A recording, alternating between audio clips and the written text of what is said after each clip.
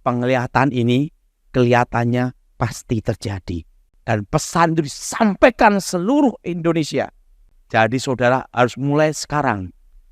Tidak usah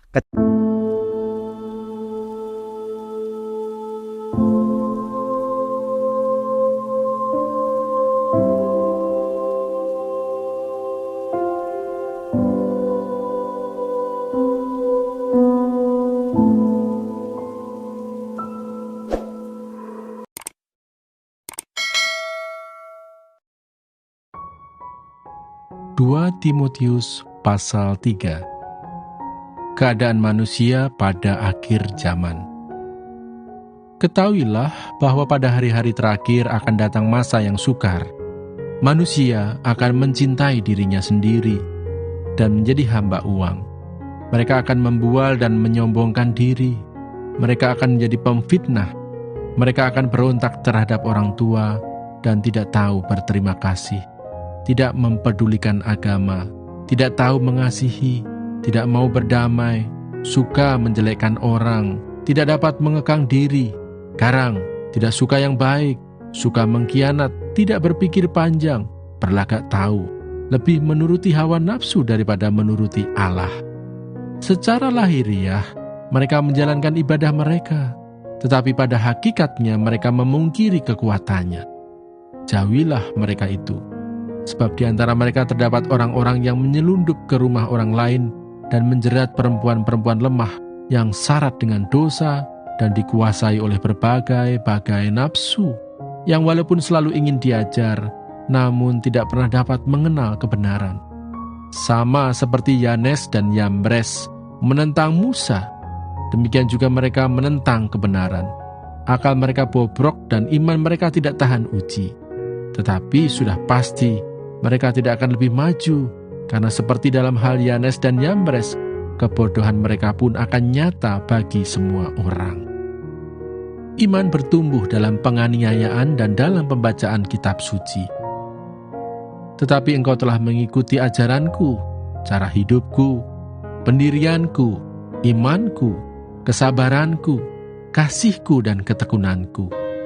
Engkau telah menderita penganiayaan dan sengsara seperti yang telah kuderita di Antiokhia dan di Ikonium dan di Listra. Semua penganiayaan itu kuderita dan Tuhan telah melepaskan aku daripadanya.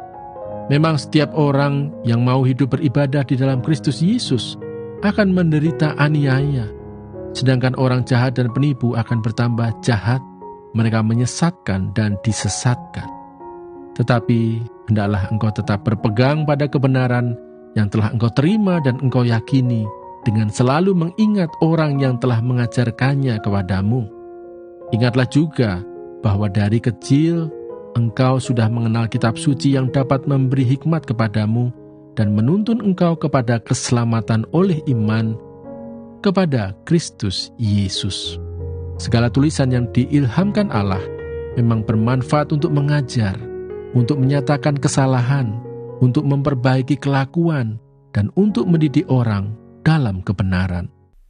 Ingat saudara, apapun tantangan, apapun badai, apapun rintangan, yang tidak boleh hilang adalah satu, harapan. Apa saudara? Apapun terjadi dalam rumah tanggamu, apapun terjadi dengan anakmu, apapun terjadi di bisnismu, yang tidak boleh hilang adalah satu, harapan. Selama engkau ada harapan, disitulah engkau bertahan. Selama engkau ada harapan, itulah kekuatan. Dasar dari iman. Iman itu percaya bahwa Tuhan Elohim memelihara kita di bumi dan di surga. Siapa yang percaya Tuhan memelihara kita di bumi dan di surga, angkat tangan saudara. Tahun 1997, saya mendapat suatu penglihatan waktu saya kecelakaan, tabrakan truk. Dan roh saya dibawa ke surga, ditunjukkan masa akan datang untuk Indonesia. 25 tahun dan tahun 2035. Tahun berapa saudara? 2035. Di situ ditunjukkan hari-hari yang akan terjadi dan apa yang akan terjadi. Di situ saya diberitahu pesan itu akan didengar jutaan manusia. Waktu itu mendengar pesan itu, saya berpikir satu hal. Bagaimana caranya? Kan itu. Penglihatan ini kelihatannya pasti terjadi. Utang negara akan tembus 5.000 triliun. Karena ini dari Presiden Soeharto, dari Habibie, Gus Dur, Megawati, dan Jenderal, dolar akan tembus 14.000. Itu tahun 2009. Pak Daud, pesannya apa? Supaya saya tahu harus apa yang dilakukan untuk negara ini. Pertama, simpan emas dan simpan dolar, US dollar. Pak Daud, kalau suruh nyimpan emas dan US dollar, berarti terjadi inflasi rupiah melemah. Yang kedua, beli tanah. 2 mobil lewat di Pulau Jawa. Dan berkebun. Apa saudara?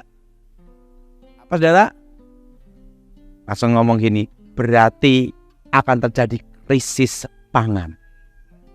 Setelah berkebun, apalagi Pak Daud? Ketiga, jangan utang bank.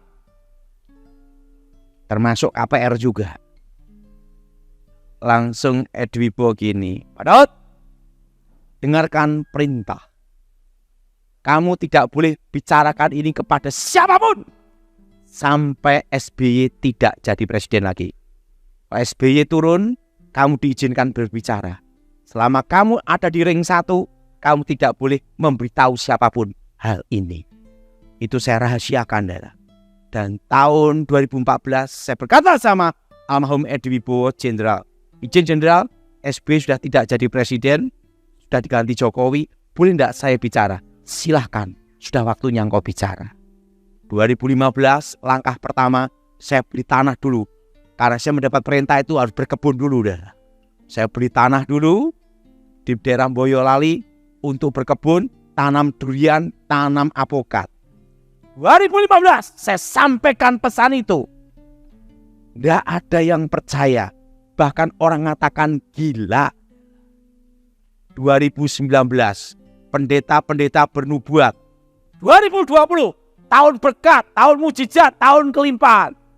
Saya hanya satu-satu orang yang di Indonesia berkata, badainya datang. Apa saudara? Badainya apa? Datang di 2020. 2019 pendeta-pendeta berkumpul mau mecat saya. Saya tidak bisa dipecat karena saya bukan pendeta. Status saya jemaat. Jemaat lebih sakti dari pendeta. Dipecat di sini pindah ke sana, betul? Apa yang terjadi? 2020 Januari. Pendeta-pendeta nemuin Gilbert. Bikin resah. Bikin ini semua. Gilbert ngomong, kalau itu memang pesan dari Yang Maha Kuasa, pasti terjadi. Kita tunggu aja 2020 Desember. Januari, Februari, Maret, April. Corona. Apa saudara? Pendeta-pendeta yang mau mecat saya ikut karantina. Pada karantina. Dan apa yang terjadi? Yang sakti orang batuk bubar. Betul? Betul? Demam panas, batuk, bubar itu adalah. Dan apa yang terjadi? Ekonomi berhenti seluruh Indonesia. Dan apa yang terjadi? Waktu itu saya sama Michael Gunawan. Karena tidak ada kegiatan apapun, tidak boleh kumpul-kumpul, tidak boleh kebaktian. Bikinlah Zoom meeting. Yang datang hanya 2 atau 3 orang di meeting Zoom itu. Dan pesan itu disampaikan seluruh Indonesia. Dan sekarang yang mendengar sudah 10 juta lebih. Jutaan manusia yang mendengar pesan itu. Dan terjadi. Tidak taunya lewat apa? HP. Pada waktu itu saya pikir gereja-gereja. Bukan. Lewat apa, saudara? Seluruh Indonesia. Sampai berbagai negara. Dan apa yang terjadi? Setiap kali saya ngomong ini, itu 10 juta orang dengerin. Saudara. Langsung di-upload gitu dah. Dan apa yang terjadi? Saya sampaikan waktu itu, corona akan bermutasi 5 tahun. Dan puncaknya adalah error menjadi kasus flu biasa. 5 tahunnya adalah tahun depan 2025. Kita semua sudah kembali normal. Betul? Saya mau tanya, siapa yang mendengar pesan saya tentang corona? Angkat tangan semua. Tinggi-tinggi adalah. Itu pesan tahun berapa? 2020. Dan apa yang terjadi?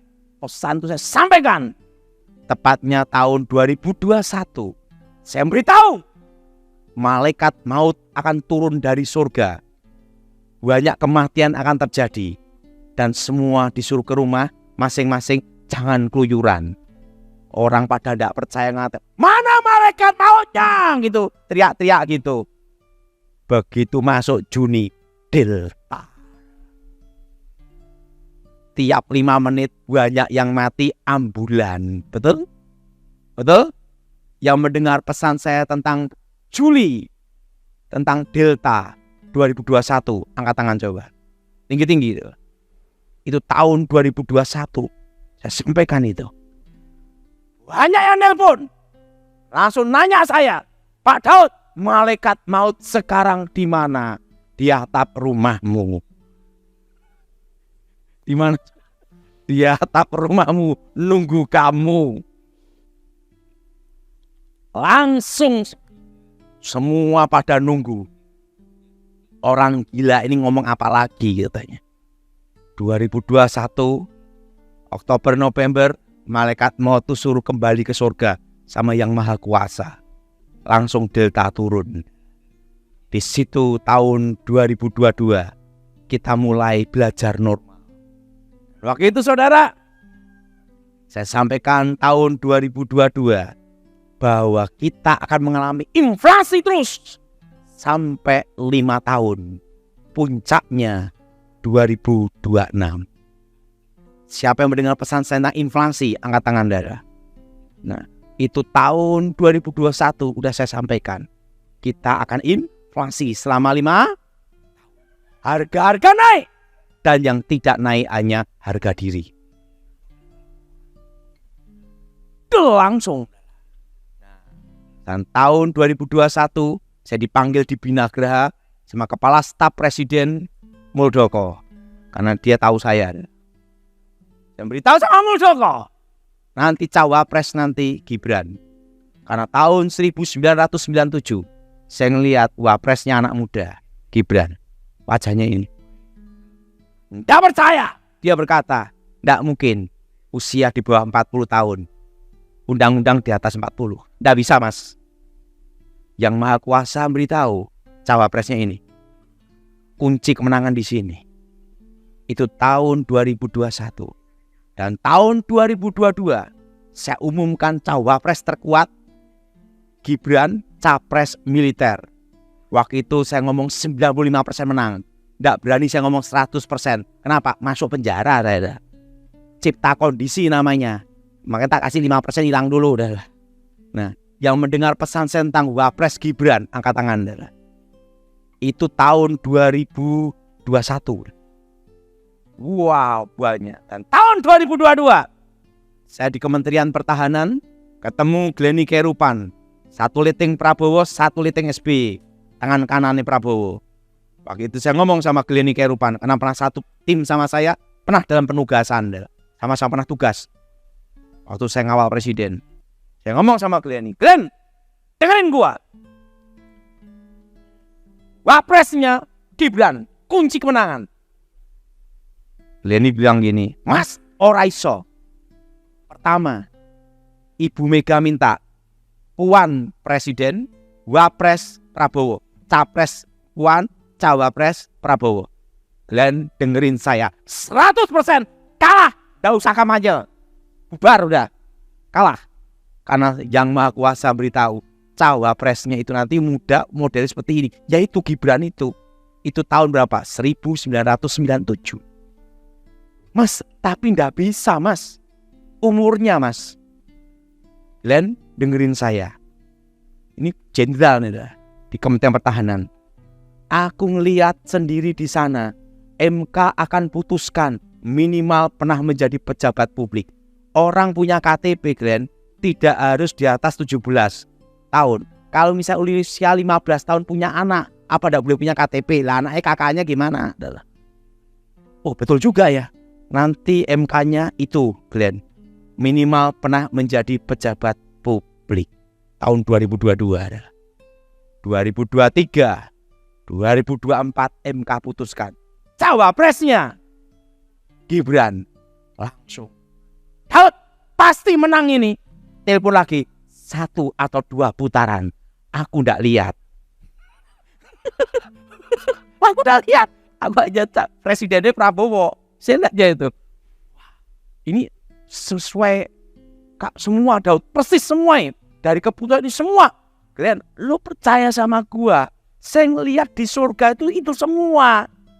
Nah, begitu jadi capres, menang. Saya ditelepon lagi. Daud, ini semua terjadi semua. Nggak ada satu pun yang meleset. Semua sama semua. Persis dari keputusan sampai pelantik. Presiden tinggal pelantikan. Nah, dilantik enggak Daud. Aku hanya lihat Prabowo. Wah, presnya gimana? Nah, aku hanya lihat presidennya. Ya berdoa saja. Langsung setelah itu, ini pesan penting untuk saudara semua. Tahun depan, 2025, kita masuk resesi. Tapi Makassar dan seluruh Sulawesi aman. Kenapa? Karena dekat laut. Nggak punya uang gampang bawa pancing. Jadi Makassar tidak mengalami resesi ekonomi. Tahu-tahu Tuhan kita ada. Jadi Makassar tidak mengalami. Karena apa? Sumber daya alamnya. Jelas? Apa saudara? Sumber daya apa? Alamnya. Yang merasakan resesi hanya Jakarta. Dan yang punya utang bank.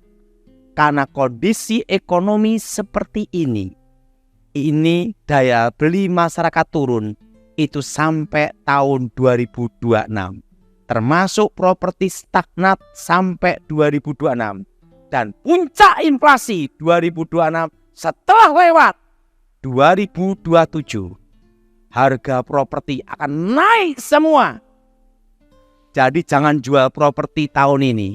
Tunggu 2027. Dan apa yang terjadi? Apa pesannya lagi? Ini akan saya beritahu kepada saudara. Ini saya semua 10 tahun ke depan. Ini saya semua 10 tahun ke depan. Ini saya semua 10 tahun ke depan. Cina menguasai ekonomi seluruh Indonesia.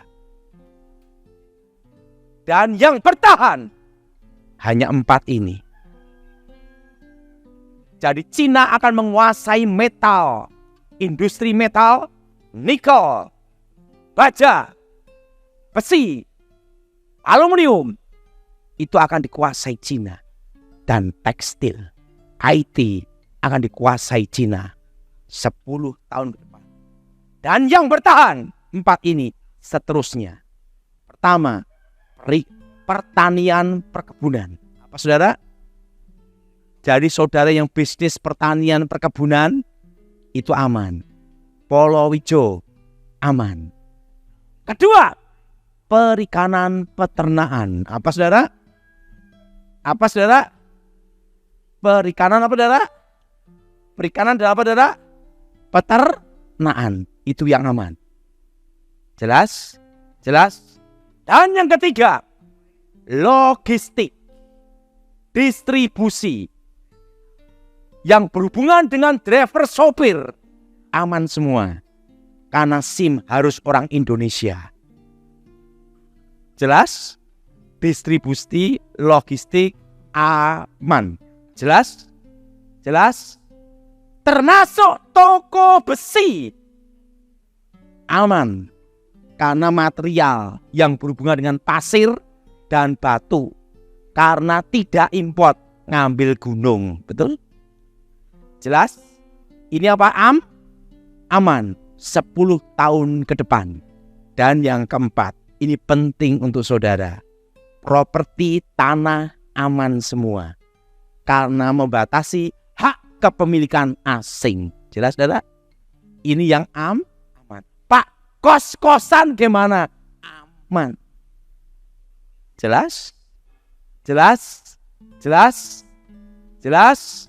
Jadi semua berkebun, beli tanah, siapkan sebelum Cina menguasai ekonomi seluruh Indonesia. Tapi ingat, kuliner aman. Tetapi yang tidak aman, kuliner Chinese food kalah. Yang asli datang. Jadi saudara yang bisnis kuliner sekarang mulai masuk ke kuliner Nusantara. Siapa yang setuju angkat tangan, saudara? Kuliner apa? Nusantara. Karena apa? 10 tahun ke depan koki-kokinya juga datang. Jelas? Jelas? Jelas? Ingat, saudara. Dan 5 tahun ke depan, ini semua 5 tahun ke depan, kita semua akan kembali ke manual toko-toko, ruko-ruko, mal-mal seperti semula. Karena ada titik jenuh tentang online. Misalnya pesennya sepatu sepasang dikirim kanan semua. Itu akan ada titik jenuh 5 tahun ke depan. Jadi semua akan kembali ke manual. Maka Alkitab berkata, tidak ada yang baru di muka bumi ini. Dan saya masih ingat waktu menyampaikan pesan itu. Tahun 2001, saya pakai celana ini. Ini tambalnya asli. Kenapa? Ini kenang-kenangan. Ini saya pakai udah 20 tahun ini. Sama anak saya lebih tua ini. Kemarin bolong dah tambal aja 10.000. Nah, dan waktu saya nyampaikan ke Ibu Ani Yudhoyono, saya pakai celana ini juga. Dan waktu saya nyampaikan di One Team Press, pakai celana ini juga. Makanya saya bawa, saya pakai saksi hidup. Tambal-tambalan. Tambalnya asli. Karena bolong sungguhan. Tapi satu hal, Tuhan memelihara kita semua. Sebelum Cina menguasai ekonomi Indonesia, generasi-generasi yang sekarang siapkan semua. Amin. Amin. Amin. Karena Indonesia ekonomi yang dikuasai Cina. Ingat, metal, aluminium, nikel, besi, baja, dan tekstil. Itu akan dikuasai. Jelas? Jelas? IT dikuasai. Tapi ingat, yang tidak bisa dikuasai, pertanian, perkebunan. Jelas? Jelas? Jadi saudara harus mulai sekarang. Tidak usah ke Jakarta. Tahun depan susah. Jelas? Lebih baik di Makassar ada baronang. Amin. Di Jakarta pun susahnya kenapa? Karena banyak keinginan aja. Yang jelas resesinya ini aman. Tahun depan posisi Indonesia aman. Karena presidennya militer, Prabowo. Aman jadi. Dan ingat saudara, iman itu percaya Elohim, Bapa Yahweh, pelihara kita di bumi dan di surga. 2 Timotius pasal 3. Keadaan manusia pada akhir zaman. Ketahuilah bahwa pada hari-hari terakhir akan datang masa yang sukar. Manusia akan mencintai dirinya sendiri dan menjadi hamba uang. Mereka akan membual dan menyombongkan diri. Mereka akan menjadi pemfitnah. Mereka akan berontak terhadap orang tua dan tidak tahu berterima kasih.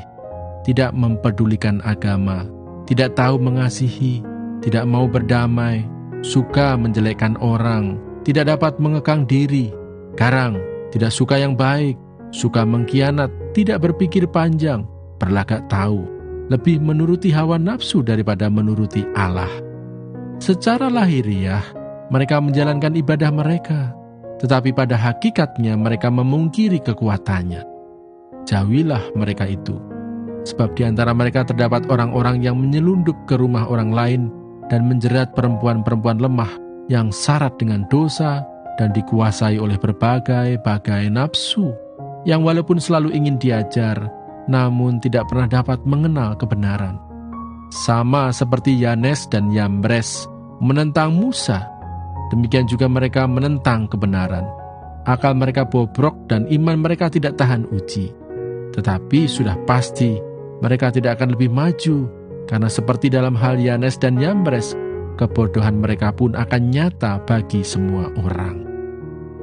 Iman bertumbuh dalam penganiayaan dan dalam pembacaan kitab suci. Tetapi engkau telah mengikuti ajaranku, cara hidupku, pendirianku, imanku, kesabaranku, kasihku dan ketekunanku. Engkau telah menderita penganiayaan dan sengsara seperti yang telah kuderita di Antiokhia dan di Ikonium dan di Listra. Semua penganiayaan itu kuderita dan Tuhan telah melepaskan aku daripadanya. Memang setiap orang yang mau hidup beribadah di dalam Kristus Yesus akan menderita aniaya, sedangkan orang jahat dan penipu akan bertambah jahat. Mereka menyesatkan dan disesatkan. Tetapi hendaklah engkau tetap berpegang pada kebenaran yang telah engkau terima dan engkau yakini, dengan selalu mengingat orang yang telah mengajarkannya kepadamu. Ingatlah juga bahwa dari kecil engkau sudah mengenal kitab suci yang dapat memberi hikmat kepadamu dan menuntun engkau kepada keselamatan oleh iman kepada Kristus Yesus. Segala tulisan yang diilhamkan Allah memang bermanfaat untuk mengajar, untuk menyatakan kesalahan, untuk memperbaiki kelakuan, dan untuk mendidik orang dalam kebenaran. Dengan demikian, tiap-tiap manusia kepunyaan Allah diperlengkapi untuk setiap perbuatan baik.